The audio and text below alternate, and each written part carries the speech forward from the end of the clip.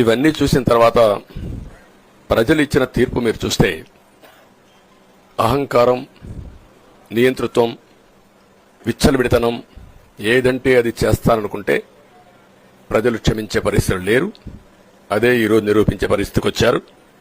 ఒక మాటలో చెప్పాలంటే ఈసారి వీళ్ళు చేసింది గుణపాఠం పాలకులకు కాదు, అవినీతి అహంకారంతో ముందుకు పోయే ఎలాంటి ధ్వంసకారులకైనా ఇదే జరుగుతుందని నిరూపించారు ప్రజలు.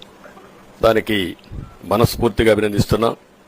అదే సమయంలో 5 సంవత్సరాలు మా కార్యకర్తల పడిన ఇబ్బందులు, చాలా మంది స్లీప్లెస్ నైట్స్.